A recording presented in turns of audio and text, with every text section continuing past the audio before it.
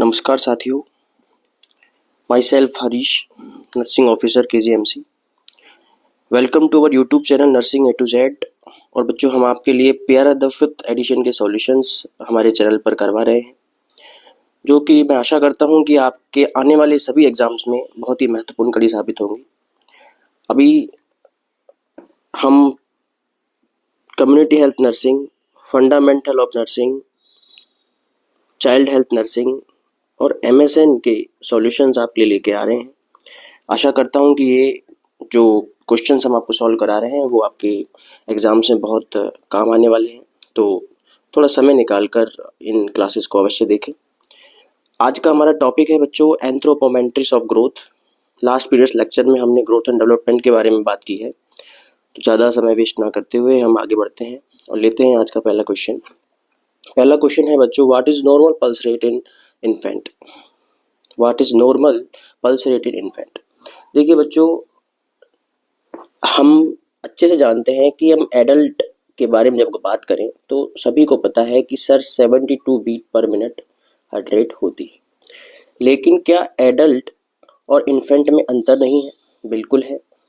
Infant और adult की physiology और एनाटॉमी को देखें तो बहुत वाइड एक डिफरेंसेस हमको नज़र आते हैं।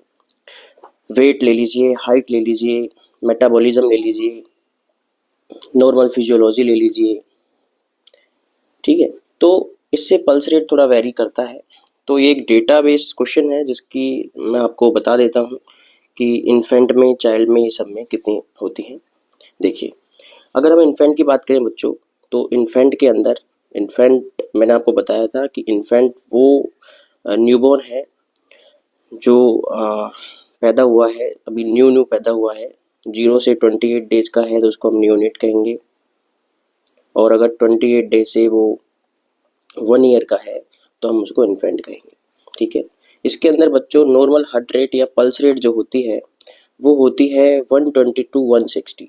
कितनी होती है बच्चों? 120 to 160 बीट पर मिनट। और अगर इस तरीके से ऑप्शंस ना दिए जाएं और सिर्फ सिंगल ऑप्शन दिए जाएं तो हम इसका एवरेज लेंगे और इसका एवरेज आएगा बच्चों 140 बीट पर मिनट, ठीक है। इसी के साथ साथ मैं आपको एक डेटा और बता देता हूँ। अगर हम रेस्पिरेटरी रेट की बात करें तो नॉर्मल अगर एडल्ट में लेंगे तो एडल्ट में होता है 16 to 20 रेस्पिरेटरी रेट पर मिनट। और अगर हम इन्फेंट में बात करेंगे बच्चों तो वो होती है 30 to 60। कितनी होती है बच्चों? 30 to 60। चलिए क्वेश्चन को हम देखते हैं। What is normal percent in infant. तो ये किसकी बात कर रहा है बच्चों? Option third. समझ में आ गई आपको? चलिए नेक्स्ट क्वेश्चन की बात करते हैं। All of the following are observed in normal newborn except. देखिए, ये बात कर रहा है कि एक न्यूबॉर्न अभी पैदा हुआ है, उसके अंदर हमको क्या क्या देखने को मिलेगा, एक्सेप्ट, ठीक है। एक ये क्वेश्चन बच्चों स्मार्ट तरीके से भी सॉल्व किया जा सकता है कि हमें कुछ ही डाटा पता हो, कुछ ना पता हो, फिर भी हम इसको सॉल्व कर सकते हैं। देखिए कैसे। देखिए ऑप्शन बी पे ध्यान दें तो मैंने आपको अभी बताया था कि नॉर्मल हार्ट बीट जो होती है एक इन्फेंट के अंदर 120 to 160 होती है। हम इसकी अगर लोअर रेंज भी ले लें तो भी 120 होती है, लेकिन इसमें क्या दिया गया है? 60। तो बच्चों एडल्ट के अंदर जब बिलो 60 हो जाता है तो हम उसको ब्रेडिकार्डिया कहते हैं। It is a disease condition. तो नॉर्मल तो ये कहीं से भी नहीं है, तो इसका आंसर क्या आ जाएगा? ई, बी। बात करेंगे मोरो रिफ्लेक्स की, बात करेंगे इरेगुलर रेस्पिरेशन की, अनइवन हेड शेप की। फर्दर आगे के लेक्चर्स में इसके बारे में आपको कंप्लीट एक्सप्लेनेशन दिया जाएगा, तो फिलहाल हम भी यहीं पे इसको रहने देते हैं। चलिए नेक्स्ट क्वेश्चन देखें। With in 3 minute after birth the heart rate of a healthy alert neonate में रेंज बिटवीन। वापस से ये वही बात कर रहा है कि क्या हार्ट रेट होती है। मैंने आपको भी बताया था, सर आपने बताया था 120 to 160 होती है। लेकिन बच्चों इसमें आप ऑप्शंस पे ध्यान देंगे तो देखिए, सर पहले ऑप्शन में 120 है लेकिन हायर रेंज ऊपर जा रही है। दूसरे ऑप्शन में सर दोनों ही, एक रेंज ऊपर है एक रेंज नीचे है, एक दोनों रेंज ही ऊपर जा रही है। इसमें सर बिलो हो गई है और ये वाली भी बिलो हो गई है। इसमें देखें सर तो 10 कम हो गई है और 160 वाली बेस्ट है। बच्चों ऐसे ऑप्शंस में हम प्रेफर करते हैं जो इसकी जो हायर लिमिट है, जो हायर लिमिट है हम उसको प्रेफर करेंगे। कभी कभी ऑप्शन बेस्ड हमको जजमेंट लेना पड़ता है कि कौन सा ऑप्शन बेस्ट है, तो हम हायर जो रेंज है उसको हम क्या करेंगे, प्रेफर करेंगे। तो हायर रेंज जो है लास्ट वाले ऑप्शन में दी गई है, तो हम इसी को प्रेफर करेंगे। इसका आंसर जाएगा डी। चलिए, which of following is normal respiratory, मैंने आपको अभी बताया था कितना होता है बच्चों, कितना बताया था मैंने आपको, 30 to 60। कितना बताया था, 30 to 60। क्या कोई ऐसा ऑप्शन दिखना है सर ये तो गलत है, ये सर बहुत ज़्यादा है, ये सर थोड़ी कम है? लगभग जो है हमारे आंसर से मैच खाता हुआ आंसर कौन सा है, ए। ठीक, चलिए नेक्स्ट क्वेश्चन देखें। What is normal pulse rate to an infant? वापस से वही क्वेश्चन है, आपको अच्छे से पता है सर, बिल्कुल हमको पता है, option 1 will be the right answer. 41 देखें, fluid requirement of a term baby on first day of life. देखिए लास्ट लेक्चर में बच्चों मैंने आपको बताया था कि अगर हम देखें कि ब्लड जो होता है, मैंने आपको बताया था ब्लड जो होता है वो लगभग 70 to 80 ml पर केजी एक न्यूबॉर्न के अंदर पाया जाता है। किसके अंदर पाया जाता है बच्चों, एक न्यूबॉर्न के अंदर पाया जाता है। अगर हम फ्लूइड की बात करें बच्चों में, तो बच्चों देखो दो तरीके से इसको हम समझेंगे। हम समझेंगे एक टर्म बेबी है और एक प्री टर्म बेबी है। चलिए टर्म समझा देता हूँ आपको। टर्म बेबी का मतलब होता है जो बिल्कुल अपने समय पे हुआ है। मतलब अगर मैं आइडियल एवरेज समय मान लूँ कि 9 मंथ होता है डिलीवरी का, तो वही उसी में पैदा हुआ है। प्री टर्म का मतलब है वो 9 मंथ कंप्लीट नहीं किया, उससे पहले डिलीवर हो गया है। ठीक है, 9 मंथ से पहले डिलीवर हो गया तो उसको हम प्री टर्म कहेंगे। बच्चों टर्म में अगर हम फर्स्ट डे की बात करें तो ये एक एनक्लेक्स बेस्ड डाटा है कि फर्स्ट डे जो है लगभग हम 60 to 70 ml पर केजी उसको फ्लूइड देंगे। अगर वो प्री टर्म है तो प्री टर्म में बच्चों थोड़ा सा ज़्यादा देंगे, 70 to 80 ml पर केजी देंगे। ठीक, ये तो हो गई एक डेटाबेस बात फर्स्ट डे की।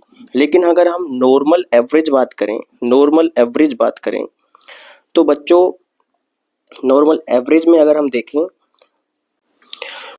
तो बच्चों नॉर्मल जो है हम ये ऐसा एवरेज है जो आपको फंडामेंटल ऑफ नर्सिंग में सागर सर पढ़ाएंगे, और इसको मैं आपको यहीं एक बता देता हूँ, ये बहुत सारे क्वेश्चन सॉल्व करने में आपको काम आएगा कि नॉर्मल एक मान लीजिए 25 केजी का एक पर्सन है, उसमें हम कितना फ्लूइड देंगे, कितना आईवी फ्लूइड देंगे। ठीक है, तो हम क्या करते हैं बच्चों, इसमें यूज लेते हैं। अगर 1 to 10 केजी जो है उसका 1 to 10 केजी जो है उसमें तो हम 100 ml पर केजी के हिसाब से दे देंगे। अगला जो उसका 10 to 20 केजी है उसमें हम इसका हाफ कर देंगे, 50 ml पर केजी कर देंगे, और उसके बाद 22 जितना भी है उसको हम कर देंगे बच्चों 25 ml पर केजी से कर देंगे। ठीक है, तो मान लीजिए 25 केजी का है तो फर्स्ट 10 का कितना हो जाएगा 1000, अगले का कितना हो जाएगा बच्चों 500, और अगले का कितना हो जाएगा 250। तो लगभग कितना जाएगा, अरे बच्चों लगभग कितना आ जाएगा, लगभग आ जाएगा 0571। लगभग कितना फ्लूइड देंगे बच्चों इसमें हम 1750 ml। ओके, इस तरीके से निकाल सकते हैं। चलिए, लेकिन क्वेश्चन में कह रहा है कि फर्स्ट डे ऑफ लाइफ का डाटा मैंने आपको बता दिया है, टर्म का पूछ रहा है, तो टर्म में कितना देते हैं बच्चों 60 to 70। राइट, चलिए the body water content of infant age, the body water content of infant age. देखिए बच्चों इसमें भी एक चीज समझनी होगी कि एडल्ट, और यहाँ लिख देते हैं इन्फेंट या न्यूबॉर्न। ठीक है, देखिए एडल्ट में आपको पता है कि कंपैरिजन करें तो टोटल बॉडी वेट का 60% जो होता है वो फ्लूइड होता है। लेकिन बच्चों इन्फेंट की बॉडी, इन्फेंट की फिजियोलॉजिकल फंक्शन, इन्फेंट की एनाटमी एडल्ट से बहुत डिफरेंट होती है, और उसमें डेटा बेसिस जो है वो 75% पाया जाता है। ठीक है, तो अगर इसको हम कैलकुलेट करेंगे, ये बच्चों पर केजी की बात कर रहे हैं, हम किसकी बात कर रहे हैं, पर केजी की बात करेंगे। क्वेश्चन में पूछा है पर केजी पूछा है। मान लीजिए कि 3 किलो का बच्चा है। ठीक है, तो 3 किलो के बच्चे में देखिए हम पूरे का निकाल लेते हैं। चलो 3 into 75% अगर उसका निकालें तो 3 है, तो इसको हम थोड़ा सा ग्राम में कन्वर्ट करके देखें तो ये हो जाएगा,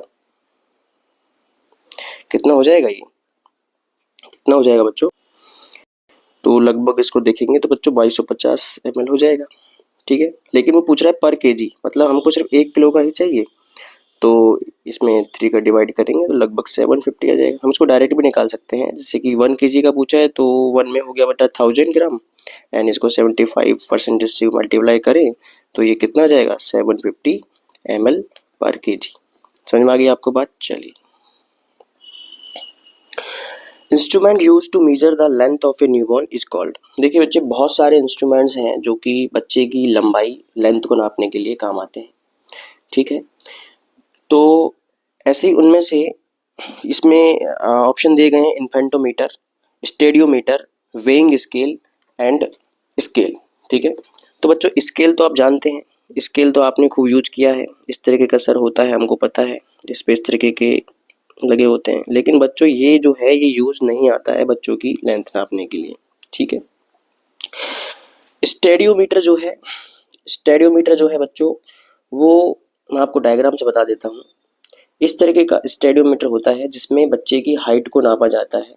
किसकी नापा जाता है? हाइट को नापा जाता है, ठीक है। अब आप कहेंगे सर हाइट और लेंथ में क्या बेसिक अंतर है? बेटा बच्चों, अगर 0 से 2 ईयर का बच्चा है तो हम उसको लेंथ कहेंगे। क्या कहेंगे? उसको हम लेंथ कहेंगे। और अगर 2 साल से ज़्यादा का बच्चा है तो हम उसको हाइट कहेंगे। क्या कहेंगे बच्चों? हाइट कहेंगे। अगर हाइट है तो उसको किससे नापा जाएगा? स्टेडियोमीटर से। किससे नापा जाएगा? स्टेडियोमीटर से, जिसका डायग्राम आप देख पा रहे हैं, दिस इज द स्टेडियोमीटर। और अगर बच्चा 2 साल से छोटा है तो उसको हम नापते हैं बच्चों इस इन्फेंटोमीटर से। किससे नापते हैं? इन्फेंटोमीटर से। और इन्फेंटोमीटर का डायग्राम आपके सामने है ये वाला, जिसमें हम उसको हॉरिजॉन्टल यहाँ पर लेटा देते हैं और उसकी हाइट को नाप लेते हैं, ठीक है बच्चों। अरे समझ में आ गई क्या आपको बात?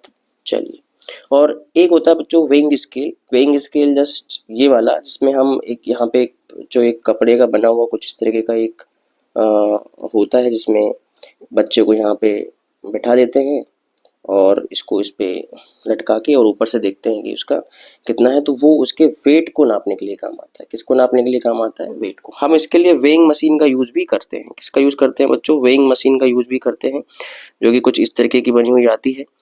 यहाँ पे बच्चे को लिटा देते हैं और यहाँ ये डिजिटल पैरामीटर्स में उसका आंसर देखने को मिल जाता है। आपको समझ में आ गई बात? चलिए, child according to Indian standard what should be the average birth weight of.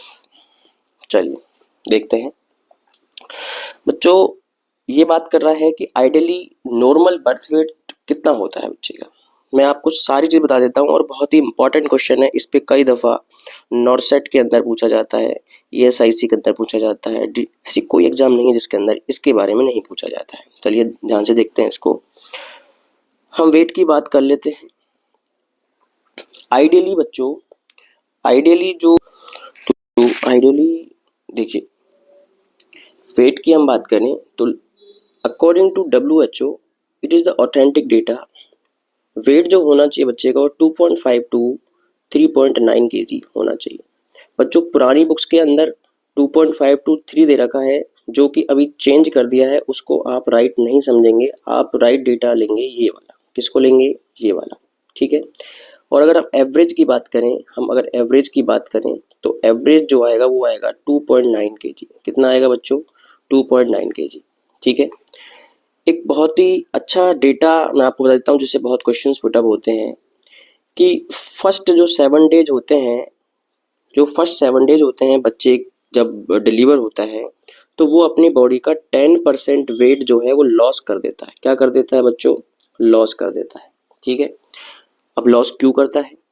क्योंकि जब वो पैदा हुआ है तो उसकी जो किडनी है वो इमेच्योर है। क्या है बच्चों? उसकी किडनी इमेच्योर है। उसकी वजह से उसका जो यूरिन है वो कैसा हो जाएगा? डाइल्यूट हो जाएगा। कैसा हो जाएगा? डाइल्यूट, मतलब कि वो वाटर का लॉस ज़्यादा करेगा, जिससे कि वेट कम हो जाएगा। दूसरा, वो अर्ली स्टेज में ही फर्स्ट बार मेकोनियम एक्सक्रीट करता है। क्या करता है बच्चों? मेकोनियम एक्सक्रीट करता है, जिससे उसका वेट कम हो जाएगा। तीसरा है एनवायरमेंटल अडेप्टेशन। एनवायरमेंटल बेटा अडेप्टेशन वो कर रहा है, अभी नया इस एनवायरनमेंट में आया है, अडेप्ट नहीं है, अडेप्ट करने में उसको समय लगेगा, इसकी वजह से वेट लॉस होता है। साथ में अभी शुरू में उसके सकिंग रिफ्लेक्सेस जो हैं वो अभी कम हैं, जिसकी वजह से वो ब्रेस्ट फीड अच्छे से नहीं कर पाएगा। ठीक है, इसके अलावा हम फिफ्थ दे सकते हैं कि उसको गैस्ट्रो इंटेस्टाइन एडेप्टेशन भी अभी करना है।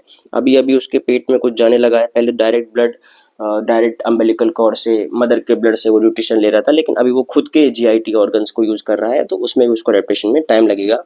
तो इन सब की वजह से उसका जो वेट है वो लॉस होता है बच्चों। क्या होता है? उसका वेट लॉस होता है। अब देखें कि थोड़ा एग्जाम्पल से समझ लेते हैं इसको कि कितना वेट लॉस होता है।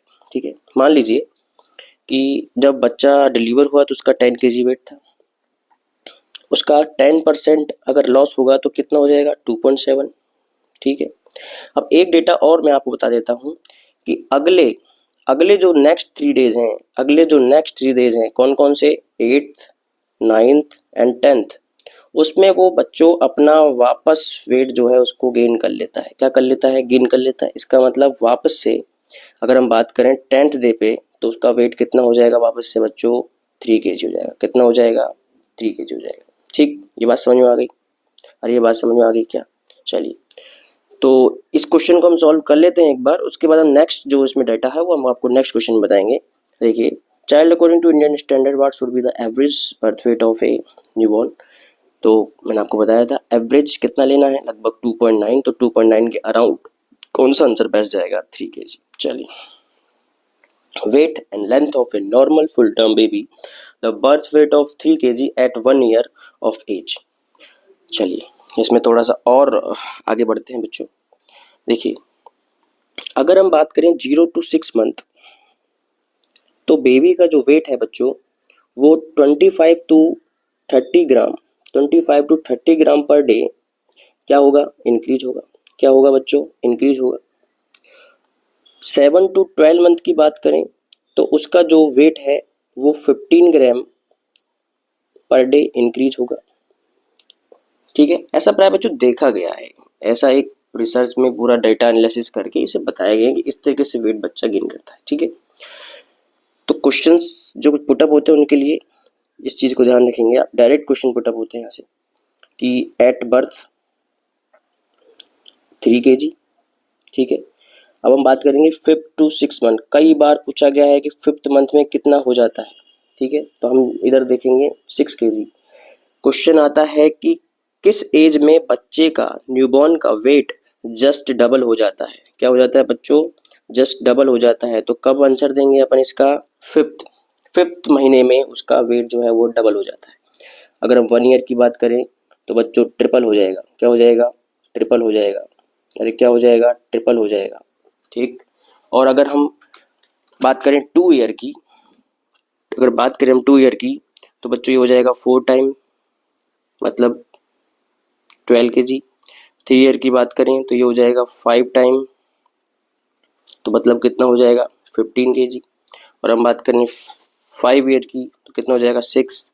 और हम बात करें 7 की तो हो जाएगा 7 टाइम्स। और हम बात करें बेटा 10 ईयर की तो ये हो जाएगा 10 टाइम्स। क्या मेरी बात समझ में आ गई आपको? चलिए, एक नेक्स्ट आगे बढ़ते हैं। आगे बढ़ने से पहले क्वेश्चन सॉल्व करते हैं। Full term baby birth weight of 3 kg 1 year of age. देखिए बच्चों, अभी हम सिर्फ वेट वाला पोर्शन सॉल्व करते हैं, हाइट वाला जो पोर्शन है वो हम नेक्स्ट क्वेश्चन में देखेंगे। चलिए, तो मैंने आपको बताया था, क्या बोला ये कि weight of 3 kg at 1 year of age. तो क्या बोल रहा है ये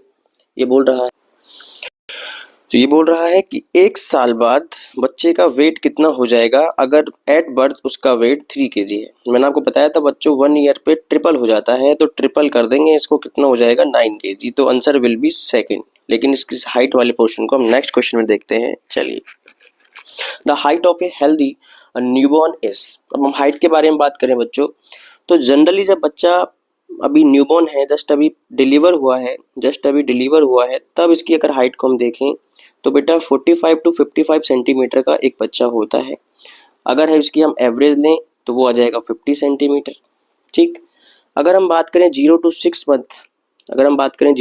मंथ, तो वो बढ़ती है बच्चों 2 से 2.5 सेंटीमीटर पर मंथ।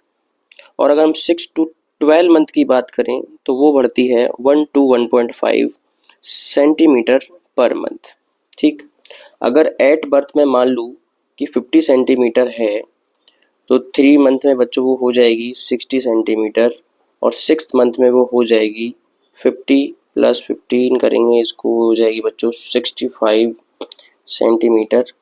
ठीक है, 1 ईयर पे देखें तो हो जाएगी लगभग 75 सेंटीमीटर। आप इसको कैलकुलेट कर लेना बच्चों, यही आएगा।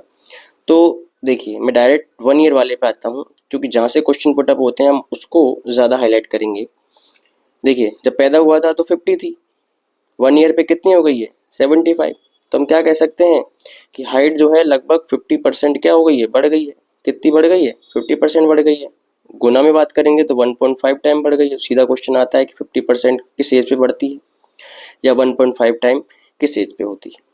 ठीक है, पिछले क्वेश्चन में देखिए बोल रहा है 1 ईयर, तो भैया पैदा हुआ था जब 50 सेंटीमीटर, तो 1 ईयर पे मैंने आपको बताया 1.5 गुना हो जाती है, तो 50 × 1.5 करेंगे तो कितना आ जाएगा 75 centimetre. There will be right answer. Okay, ऐसे ही इसमें the height of a healthy newborn, ये तो सिर्फ इसी की बात कर रहा है बच्चों। किसकी बात कर रहा है, इसी की बात कर रहा है। लेकिन इसमें इंच दिए गए हैं और हमने जो डेटा दिया है आपको किस में दिया है, सेंटीमीटर में। तो मैं आपको बता दूं बच्चों 1 इंच में 2.5 सेंटीमीटर होते हैं। कितने होते हैं, 2.5 सेंटीमीटर होते हैं। तो अगर हम 45 to 55 को डिवाइड कर देंगे 2.5 से, क्योंकि हमें 1 सेंटीमीटर में कितना इंच होता है वो निकालना है। तो इसका जो आंसर आप निकालेंगे वो लगभग आ जाएगा, वो लगभग इसको कैलकुलेट करेंगे बच्चों तो वो आएगा लगभग 18 to 20 इंच। ठीक है, इसको मल्टीप्लाई करेंगे तो लगभग वही आंसर आ जाएगा। ठीक है, चलिए। Which of following is correct height velocity in children 2 to 10 years. ये पूछ रहा है कि 2 से 10 साल के बच्चे में हाइट जो है वो किस हिसाब से या किस रेट से बढ़ती है। चलिए, हमने आपको लास्ट 1 ईयर तक तो बता दिया था, है ना। तो बच्चों 2 ईयर में देखें, अगर हम वही डाटा लेंगे जो हम, ठीक है, वही हम डाटा लेंगे तो उसके हिसाब से अगर देखा जाए तो बच्चों जो ये डेटा हमने दिया था कि भैया 0 to 6 मंथ जो है वो 2 से 2.5 बढ़ेगी और उसके बाद 1 से 1.5 बढ़ेगी, तो ऐसा लगभग 5 ईयर के लिए होता है। आफ्टर 5 ईयर, ये नॉर्सेट में पूछा गया क्वेश्चन है, आफ्टर 5 ईयर जो इसकी रेट हो जाती है लगभग बच्चों 5 सेंटीमीटर पर ईयर हो जाती है। या इसको अगर हम रेंज में बात करें तो रेंज में बच्चों ये 6 to 8 सेंटीमीटर पर ईयर की बात कर रहा है बच्चों। ये किसकी बात कर रहा है, पर ईयर की बात कर रहा है। तो इसका आंसर तो 6 to 8 हो जाएगा। लेकिन अगर हम देखें तो ये जो एज है, ये वाली जो रेट है, ये होती है बच्चों टिल प्यूबर्टी। कब तक होती है ये, टिल प्यूबर्टी, मतलब कि जब तक आप एडोलसेंस नहीं हो जाते, जब तक आप एडोलेसेंस नहीं हो जाते तब तक ये रेट चलती है। और जब आप बच्चों 13 ईयर के हो जाते हैं तो ये लगभग 140 सेंटीमीटर हो जाती है। कितनी हो जाती है, 149 सेंटीमीटर हो जाती है, जिसको अपन सीधा सा बोल सकते हैं ट्रिपल हो जाती है। तो आप याद क्या रखेंगे, आप याद रखेंगे कि सर 1 ईयर में तो हो जाती है 1.5x, और सर 13 ईयर में वो हो जाती है लगभग 3x। ठीक है, कितनी हो जाती है, ट्रिपल हो जाती है। समझ में आ गई आपको बात। चलिए, height double at year of age. तो ये पूछ रहा है कि हाइट डबल सर किस एज में हो जाती है। तो सबसे पहले तो सर हमको पता होना चाहिए कि एट बर्थ कितनी थी, 50। ये पूछ रहा है कि ये 100 कब हो जाएगी। मैंने आपको बताया था कि 1 ईयर पे 75 हो जाती है, इसका मतलब 1 से तो ज़्यादा ही ईयर लगेंगे इसमें। ठीक है, तो हम कैलकुलेट अगर करें लगभग, तो लगभग बच्चों हम उस रेट को कैलकुलेट करें कि 1 to 1.5 पर मंथ बढ़ रही है, तो उसके हिसाब से हम कैलकुलेट करें 1 to 1 सेंटीमीटर पर मंथ बढ़ रही है, तो उसको हम कैलकुलेट करें तो लगभग जो है वो 4 साल के अंदर अंदर वो हो जाएगी 103 सेंटीमीटर। कितनी हो जाएगी, 103 सेंटीमीटर। और तो हम कह सकते हैं कि सर 1 ईयर पे सर 1.5 गुना हो गई थी, 4 ईयर पे सर लगभग डबल हो गई थी, और सर 13 ईयर पे लगभग ट्रिपल हो गई थी। It is the best data for this type of questions. चलिए, तो हमारा आंसर क्या जाएगा इसमें बच्चों, 4 ईयर। ओके, चलिए थोड़ा सा मैथमेटिकल टाइप के क्वेश्चंस हैं जो अगर आप रूटीन प्रैक्टिस करेंगे तो वो आपको समझ में आ जाएगा। चलिए, the expected height of a normal child at 12 month का बच्चों मतलब बोल रहा है 1 ईयर में कितनी होती है। मैंने आपको बताया था 1 ईयर में लगभग 1.5 हो जाती है नॉर्मल वाले की, तो 50 इंटू 1.5 करेंगे तो लगभग 75 सेंटीमीटर।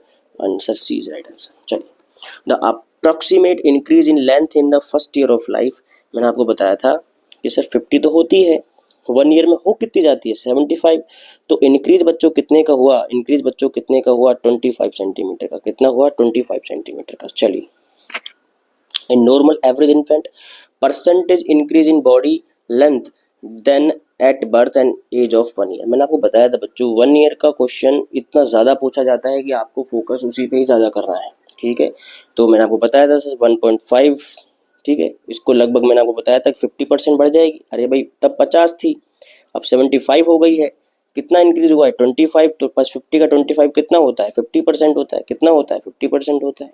चलिए, but weight double in normal infant age of, मैंने आपको बताया था कि जो वेट है वो डबल कितने महीने पे हो जाता है 5th मंथ पे हो जाता है, कितने महीने पे हो जाता है 5th मंथ पे हो जाता है। चलिए, if a baby birth weight is 3 kg then at 5 month the weight should be, चलिए सीधा सा क्वेश्चन है, मैंने आपको बताया था कि 5th मंथ पे सर वेट डबल हो जाता है, कितना हो जाता है डबल हो जाता है, था कितना 3 इंटू 2 कर देंगे तो 6 kg हो जाएगा। ठीक है, वेरी सिंपल क्वेश्चन। चलिए, birth weight of an infant triple at the age of, बताइए ट्रिपल कब होता है बच्चों, मैंने आपको बताया था ट्रिपल कब होता है, ट्रिपल कब होता है सर, आपने बताया था कि 5th मंथ पे तो हो जाता है डबल, और 1 ईयर पे हो जाता है ट्रिपल, और 2 ईयर पे हो जाता है क्वाड्रपल। ठीक है, चार चार टाइम्स गुना हो जाता है, और 3 पे कितना हो जाता है 5 टाइम्स। ठीक है, तो 1 ईयर पे कितना हो जाएगा triple.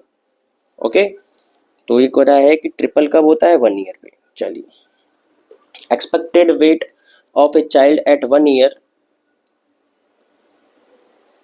Whose birth weight what 3.5, देखिए ये बोल रहा है कि जब न्यूबॉर्न डिलीवर हुआ तब उसका एट टाइम ऑफ बर्थ था वेट था 3.5। अब वो बोल रहा है कि 1 साल पे कितना हो जाएगा, हमको पता है सर 1 ईयर पर ट्रिपल हो जाता है, कितना हो जाता है सॉरी, हाँ ट्रिपल हो जाता है, कितना हो जाता है ट्रिपल, तो ट्रिपल हो जाएगा, हम इसको मल्टीप्लाई करेंगे तो उसका आंसर आ जाएगा, कितना आएगा बच्चों, कितना आएगा कैलकुलेट करके बताइए कितना आएगा, शाबाश। चलिए, answer will be second will be right, 10.5 kg। चलो, a baby whose birth weight is 3 kg, what will be his required weight at the age of 4 years। Again वही डेटा बेस क्वेश्चन बच्चों, मैंने आपको बताया है कि 4 ईयर पे कितना टाइम मल्टीप्लाई हो जाता है, अरे कितना टाइम हो जाता है, हाँ चलिए देखो हम शुरू से ले लेते हैं, एक बार वापस से रिवाइज हो जाएगा। सर 5th मंथ पे आपने बताया था कि वो हो जाता है डबल, आपने बताया था सर 1 ईयर पे हो जाता है वो ट्रिपल, आपने बताया था सर 2 ईयर पे हो जाता है वो 4 टाइम, और आपने बताया था 3 ईयर पे हो जाएगा वो 5 टाइम। ठीक है, 5th ईयर पे हो जाएगा वो 6 टाइम। तो देखिए 5th और 6th के बीच में कहीं आएगा 4 ईयर, अरे आएगा कि नहीं आएगा, तो एवरेज हम ले लें 5.5 गुना हो जाएगा, इंटू 3 करेंगे तो लगभग कितना आ जाएगा बच्चों, लगभग कितना आ जाएगा 16 के लगभग आंसर इसका आ जाएगा, क्या आ जाएगा 16 kg। चलिए, एक बार अगर कॉन्सेप्ट आप समझ लें तो उसके बाद कोई भी क्वेश्चन करना इजी हो जाता है, और साथ में प्रैक्टिस तो ज़रूरी है ही। तो ये जो क्वेश्चन अभी हम कर रहे हैं एंथ्रोपोमेट्रिक्स वाले, इन सब में बच्चों कहीं ना कहीं एक डेटा है, डेटा के साथ साथ मैथमेटिक्स है, जिसकी प्रैक्टिस आप अगर आप बार बार करेंगे तो ये क्वेश्चन बहुत इजी लगने लगेंगे। और जो हाईलाइटेड क्वेश्चंस हैं जो बार बार प्रीवियस एग्जाम में पूछे गए हैं वो हम आपके सामने प्यारादेव एडिशन से लेके आए हैं, उन पे तो आपको फोकस ज़रूर करना ही है।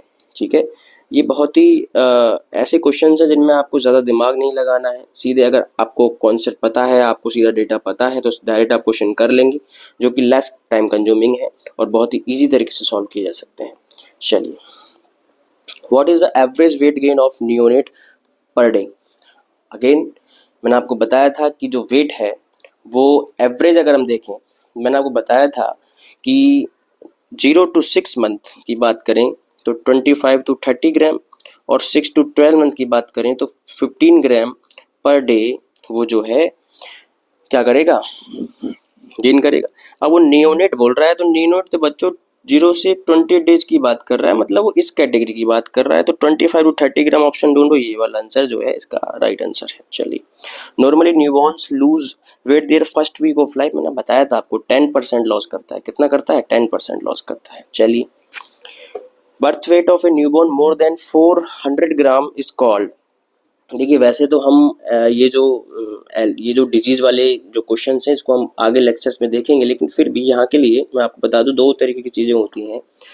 जो नॉर्मल बर्थ रेंज है वो है वेट की 2.5 से 2.9 kg। अगर वो इससे कम है तो उसको हम बोलेंगे लो बर्थ वेट बेबी, ठीक है। और अगर वो ज़्यादा है तो उसको हम क्या बोल देंगे,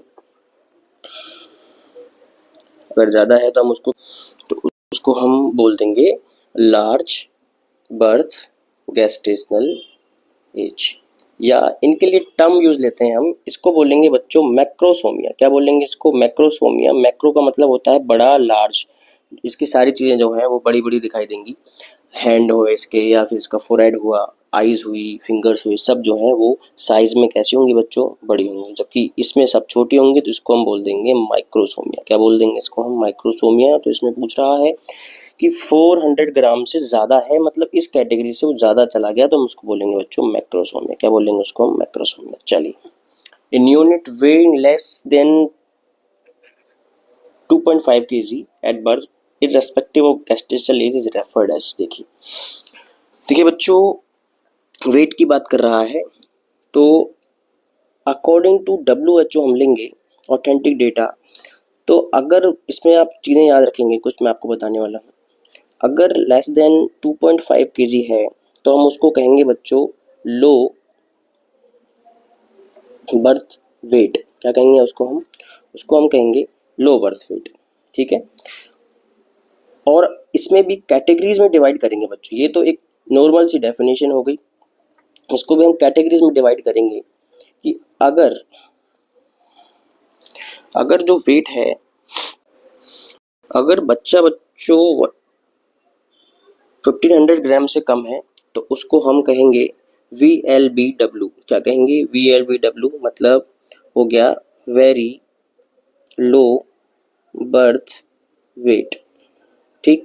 और एक और कैटेगरी है, अगर कुछ बच्चे जो 1000 ग्राम से कम है, 1 kg से कम है, उनको हम कहेंगे XLBW। क्या कहेंगे? XLBW मतलब एक्सट्रीम। क्या कहेंगे बच्चों? Extreme low birth wait. क्या कहेंगे? लो बर्थ वेट। इसकी ये सब कैटेगरीज हैं, इनको भी आप याद रखेंगे। क्या करेंगे? याद रखेंगे। चलिए, तो ये तो पूछ रहा है कि सीधा सा भैया 2.5 किलो से कम बच्चा है तो उसको हम क्या कहेंगे? तो उसको हम कहेंगे क्या? लो बर्थ वेट। क्या कहेंगे? LBW। क्या कहेंगे? LBW। चलिए, a very low birth wait, मैंने आपको बताया था VLBW की बात कर रहा है तो वो लेस देन 15 ग्राम आ जाएगा। Answer will be second.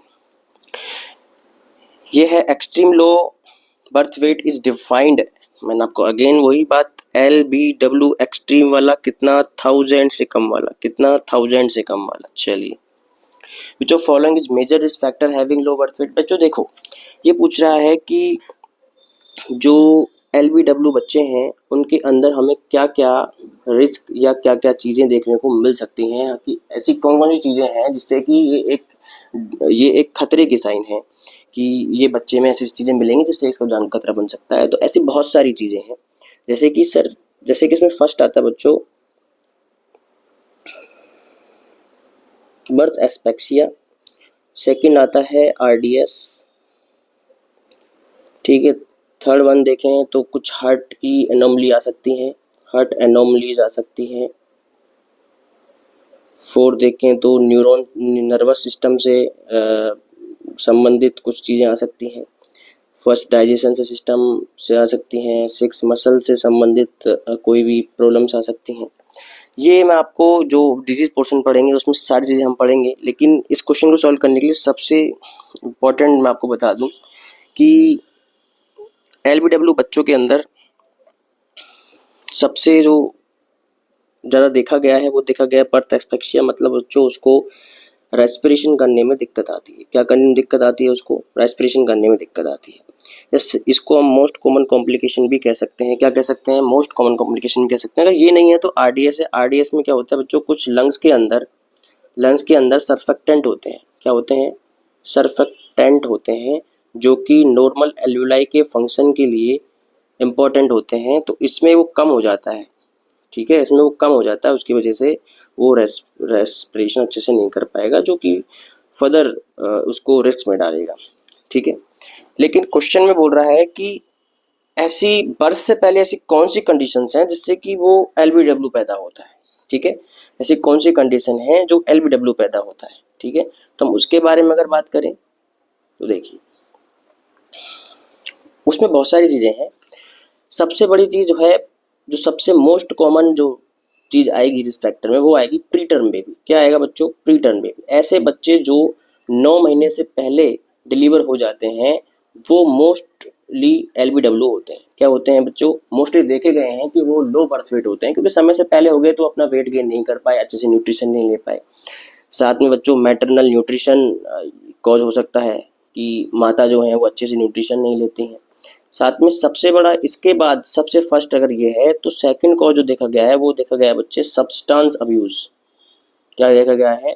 Substance abuse. मतलब जो मदर है वो कुछ नारकोटिक्स जैसे कि टोबैको का मतलब हो गया बच्चों स्मोकिंग करती है, या वो अल्कोहल डिपेंडेंट है, क्या है? अल्कोहल डिपेंडेंट है। तो ऐसे बच्चों में प्राय देखा गया है कि वो LBW पैदा होते हैं। कैसे बच्चे पैदा होते हैं? LBW पैदा होते हैं। तो इन ऑप्शन में बच्चों प्रीटर्म तो कहीं दिख नहीं रहा है। सेकंड जो मोस्ट हमने आपको बताया कि स्मोकिंग, तो वो इसका आंसर चला जाएगा। ठीक है, चलिए, तो ऐसे बच्चे जो हैं वो जनरली देखा गया है कि समय से पहले पैदा हो जाते हैं, उनका बर्थ वेट जो है लो होता है, और भी बहुत सारी फिजियोलॉजिकल और एनाटॉमिकल एनोमलीज उनके अंदर पाई जाती हैं। Most common cause of low birth weight baby मैंने आपको बताया था, प्री टर्म बेबी या प्री मैच्योर बर्थ, जो पहले हो जाता है 9 मंथ के, उनमें देखने को मिलता है। मोस्ट कॉमन कॉम्प्लिकेशन इन LBW इन्फेंटिस, मैंने आपको बताया था कि मोस्ट कॉमन जो है वो बर्थ एस्फिक्सिया होता है, जिसके अंदर उसको रेस्पिरेशन करने में, ब्रीदिंग में दिक्कत आती है। सेकंड होता है RDS, जिसके अंदर सर्फेक्टेंट की कमी हो जाती है। ठीक है, तो हम देखें सीधा सा, ये दोनों ही इंडिकेट करते हैं रेस्पिरेटरी डिस्ट्रेस को। किसको करते हैं बच्चों? रेस्पिरेटरी डिस्ट्रेस को। तो first option will be right. चलिए, if birth weight of newborn is below 1500 grams which of appropriate place to care of baby. देखिए बच्चों, 1500 ग्राम से नीचे का अगर बच्चा है तो वो हो गया है VLBW हो गया है, मतलब कि वेरी लो बर्थ वेट वो हो गया है। तो ऐसे बच्चों में हम उसको घर नहीं ले सकते हैं, उसको हम जनरल केयर नहीं दे सकते। हमको नीड है कि हम उसको एक प्रॉपर एक टर्सरी लेवल के एनवायरनमेंट में रखें, जहाँ उसको प्रॉपर इंक्यूबेटर पे रखें, उसको वार्मर के अंदर रखें, क्योंकि उसका बॉडी जो है वो खुद से टेम्परेचर मेंटेन नहीं कर पाएगा। हो सकता है वो रूम एयर पे नहीं रहे, उसको RDS हो सकता है, उसको ब्रीदिंग प्रॉब्लम हो सकती हैं। तो हमें टर्सरी लेवल की केयर की ज़रूरत पड़ती है, इसलिए हम इसका आंसर भेज देंगे टर्सरी लेवल केयर, या हम सीधा सा कह दें ICU केयर, NICU केयर, जिसमें हम न्यूनेट की केयर करते हैं। चलिए, head circumference of a normal infant is. चलिए, एक और डेटाबेस एंथ्रोपोमेट्रिस आ गया है, उसकी हम बात कर रहे हैं। हेड सर्कमफेरेंस,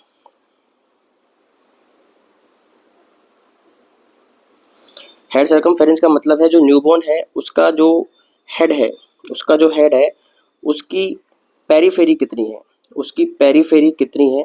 तो इसके लिए भी बच्चों मैं आपको बता दूं कि नॉर्मल जो इसकी पेरीफेरी होती है वो 33 टू 35 सेंटीमीटर होती है। कितनी होती है बच्चों? 33 टू 35 सेंटीमीटर होती है। इसका एवरेज अगर हम लें तो 34 सेंटीमीटर होती है। कितनी होती है? 34 सेंटीमीटर होती है। इसमें भी वही डाटा ले लेते हैं। 0 to 3 मंथ का अगर बच्चा है तो 2 सेंटीमीटर पर मंथ इंक्रीज होती है।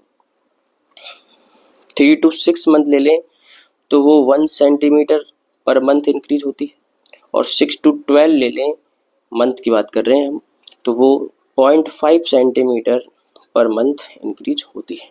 ठीक, अगर बिलो 33 गया है तो उसको हम देखिए, नर्वस सिस्टम में जितने भी ऑर्गन्स आएंगे, या हम ब्रेन की बात करें या हम क्रेनियम की बात करें, तो उसको हम सिफेलो से इंडिकेट करते हैं। तो अगर 33 से कम है तो उसको हम बोलेंगे बच्चों माइक्रोसिफेली। क्या बोलेंगे उसको हम? माइक्रोसिफेली। और 35 से ज़्यादा है तो उसको हम बोलेंगे मैक्रोसिफेली। क्या बोलेंगे? मैक्रोसिफेली। मैक्रोसिफेली जैसे कि आप एक जानते हैं डिजीज हाइड्रोसिफेलस। क्या जानते हैं? हाइड्रोसिफेलस। इसके बारे में हम पढ़ेंगे। तो हाइड्रोसिफेलस में आपने देखा होगा कि बच्चे का जो हेड है वो बहुत बड़ा हो जाता है, उसको हम माइक्रोसिफेली कहेंगे। ठीक, चलिए एक और डेटा इसमें देखें। 1 ईयर पे लगभग 45 सेंटीमीटर हो जाता है, क्योंकि मोस्ट ऑफ, मैंने आपको बताया था 1 ईयर का पूछता है।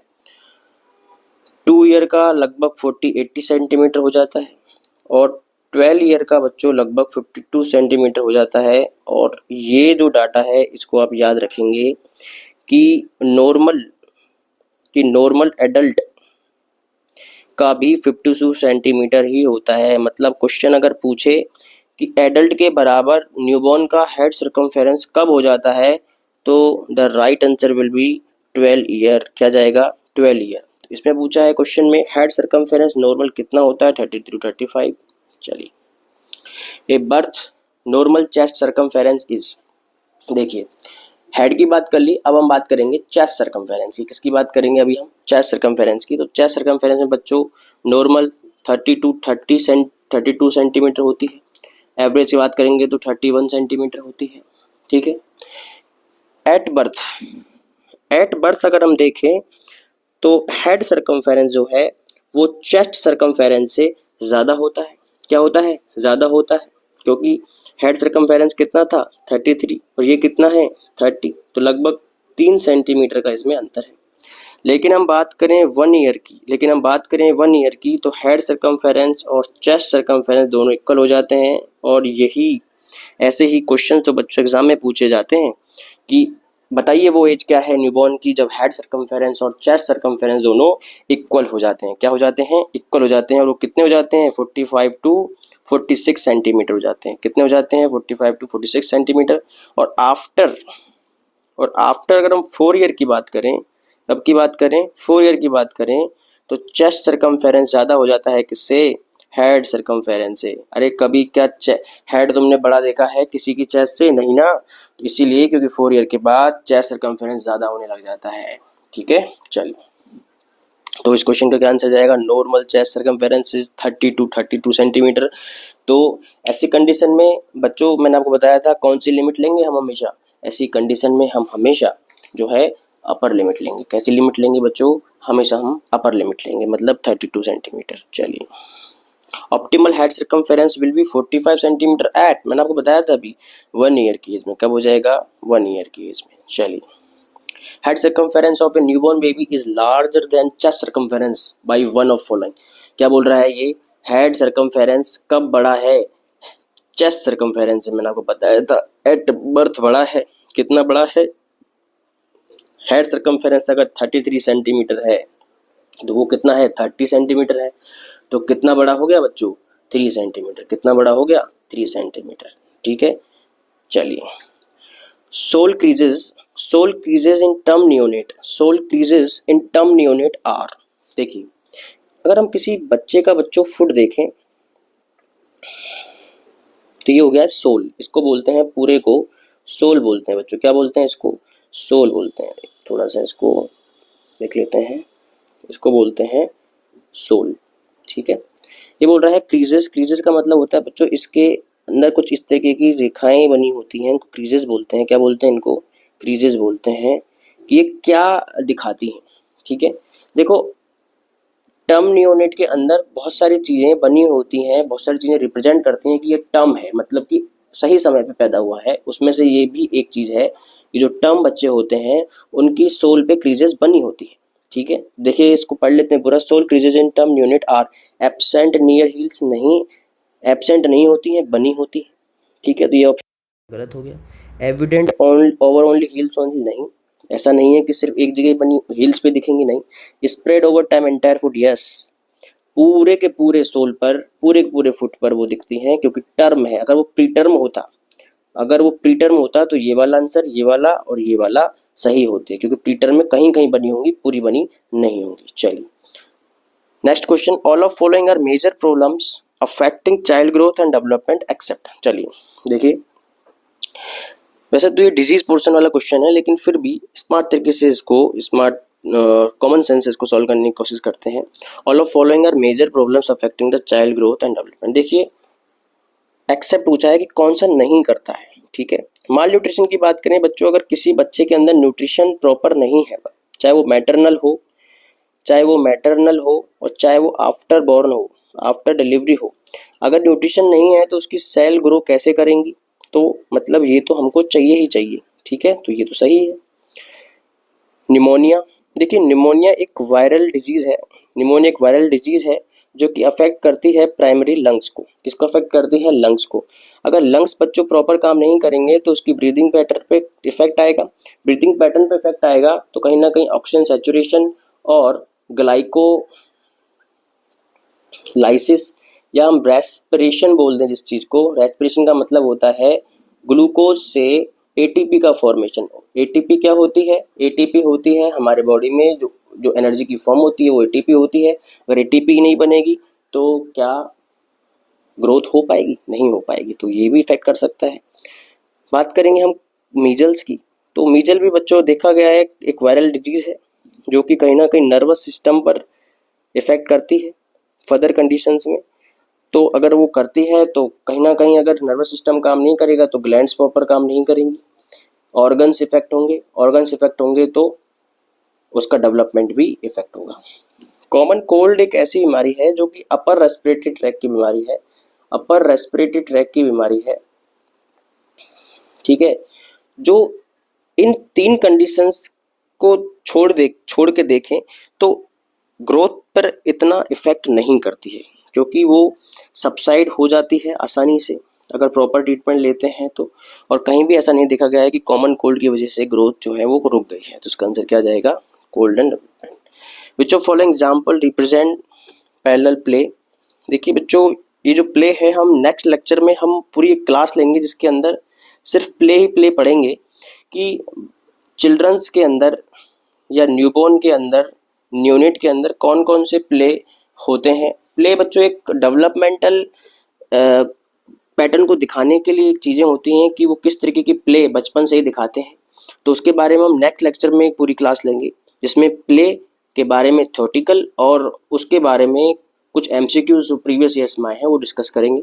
तो आज के लिए nursing A to Z platform पर आपके लिए इतना ही। आशा करता हूँ कि आज जो चीज़ें आपको समझाई गई हैं, आज बहुत ही कॉन्सेप्चुअल चीज़ें आपको समझाई गई हैं जो कि प्रीवियस एग्जाम में बहुत ज़्यादा बार आई हैं, तो उनको आप बच्चों एक बार देखें, रिवाइज करें, प्रैक्टिस करें, जिससे कि वो एग्जाम्स में आपके क्वेश्चंस को सही कराएं, आपका टाइम कंज्यूम होने से बचाएं। ठीक है, तो धन्यवाद आज के लिए, नमस्कार। मिलते हैं नेक्स्ट क्लास में जिसमें हम पढ़ेंगे play of newborn in developmental and growth. Okay, चलिए।